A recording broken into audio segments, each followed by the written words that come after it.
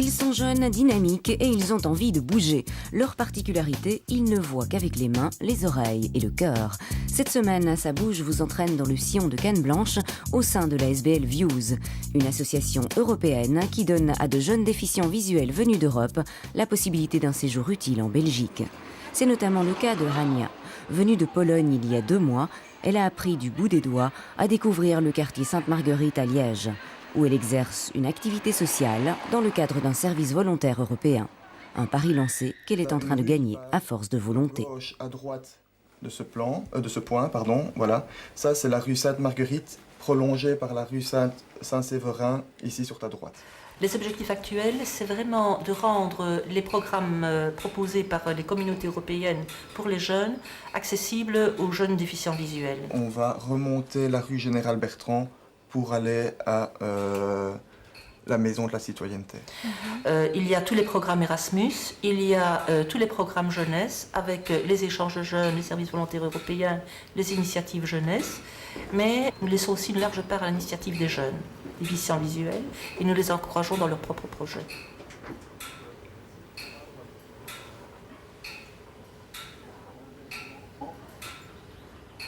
Depuis 2005, alors, nous organisons des services volontaires européens qui permettent alors à des jeunes de venir pour une période beaucoup plus longue en Belgique.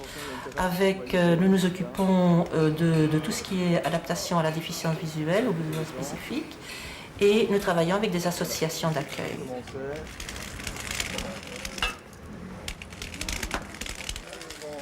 Les 15 premiers jours, elles n'ont pas tout de suite été travaillées dans leur association d'accueil. Elles ont eu des cours de mobilité, de repérage des lieux principalement pour pouvoir se rendre seules à leur travail, faire leurs courses. Elles ont eu des cours d'activité de la vie journalière pour apprendre à cuisiner, à s'occuper de leur linge, de l'entretien de leur appartement, puisqu'elles vivent seules, tout à fait. Elles ont également eu, et ça a été très important, un cours de communication. Ok.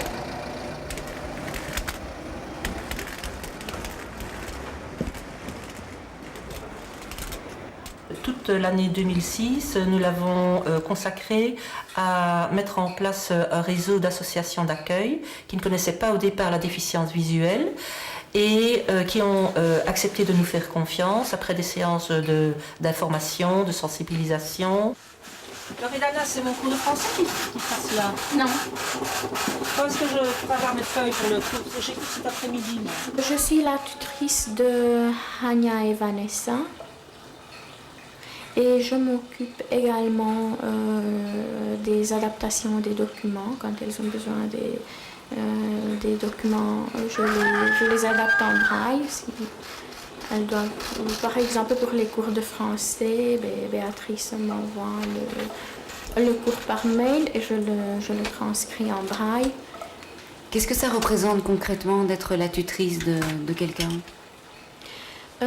C'est justement d'être près de volontaires, de le soutenir moralement et pas seulement si le volontaire a besoin de quelques informations ou le volontaire a un problème qui n'a pas été résolu entre les parties. Le tuteur intervient en essayant d'atténuer ou d'améliorer les choses. Merci beaucoup. Bon après-midi, au revoir. Vous aviez des craintes avant de venir ici pour ces 4 mois ? Oh oui, beaucoup. 4 mois, c'est quand même une longue période. Aussi, je ne savais pas comment ça va se passer au niveau du travail, de l'appartement aussi. Donc expliquez-nous un peu la raison pour laquelle vous venez, les objectifs. Je voulais bien sûr améliorer ma connaissance de français, car sur place, dans un pays francophone, c'est quand même différent qu'en Pologne. Gagner de l'expérience professionnelle. J'espère que grâce à nouvelles compétences et à ce volontariat, ça serait plus facile de trouver le travail. essayer aussi un peu de force si je suis capable de me débrouiller loin de ma famille, de mes amis. Et aussi faire quelque chose pour les autres, les aider les autres, mais aussi gagner quelque chose pour moi. Depuis son arrivée en Belgique, Hania collabore bénévolement à la coordination socioculturelle Sainte-Marguerite qui rassemble plusieurs ASBL. Elle y est notamment chargée de rédiger des articles pour le journal du quartier. Un travail à mi-temps qui implique une recherche d'informations et donc des déplacements et une bonne dose de témérité. Oh, bonjour, c'est cool. Ça va? Oui, ça va, bonjour. Comment vas-tu? Bien, ouais. Tu vas bien? Oui. Ça a été? Oui, mais j'ai quelques questions supplémentaires pour l'interview. Laquelle? Car il y a encore un projet. Tu connais l'adresse de leur site internet? Oh, c'est dans le journal du quartier, ça. Ah, ok. C'est indiqué. Car je crois que je ne l'ai pas mis dans l'article, car je ne le connaissais pas.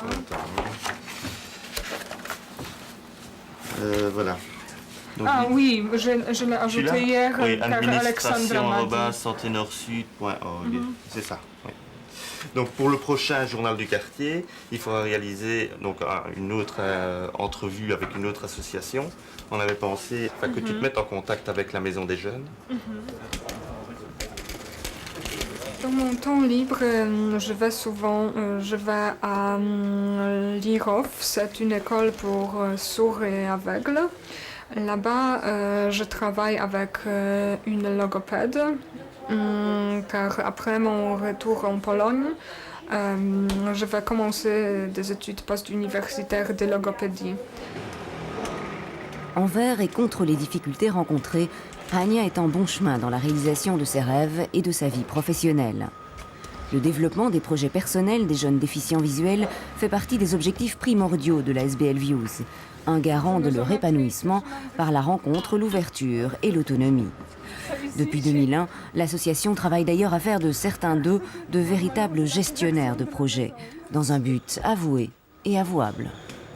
J'espère pouvoir quitter la SBL d'ici 2 ou 3 ans et que la SBL soit vraiment prise en charge par des jeunes et principalement des jeunes déficients visuels.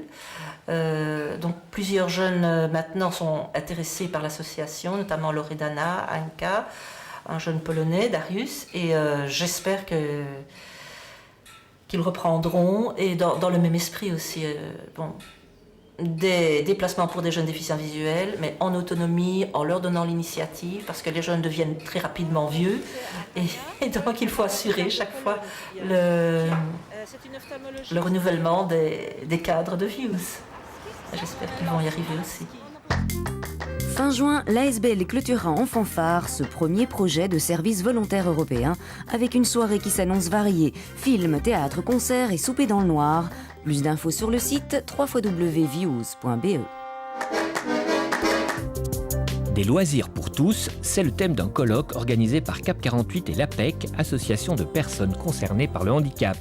Une journée consacrée à l'intégration des enfants différents dans les mouvements de jeunesse, pleine de vacances et autres activités extrascolaires. Au théâtre de Namur le 1er juin.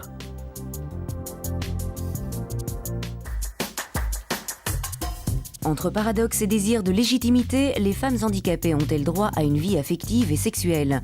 Un sujet délicat qui sera développé lors d'un colloque international organisé par l'Université des femmes le 22 mai à l'ULB à Bruxelles.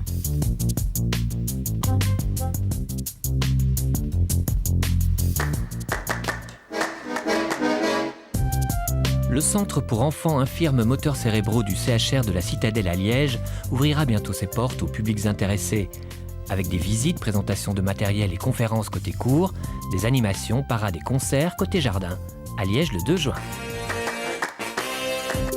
Appel à votre ingéniosité, comme chaque année, le concours Bricoleur du Cœur de Handicap International récompensera les esprits les plus créatifs au sein des familles de personnes handicapées. Ces astucieux facilitateurs de vie sont invités à s'inscrire avant le 15 juillet. Et puisque l'actualité se multiplie, ajoutons que l'ONA vous invite à une immersion dans le monde de la cécité et de la malvoyance du 21 au 25 mai à Auvelais, tandis que les décapés vous proposent un voyage au pays des différences le 26 mai à Liège. Bonne semaine à tous et à samedi prochain.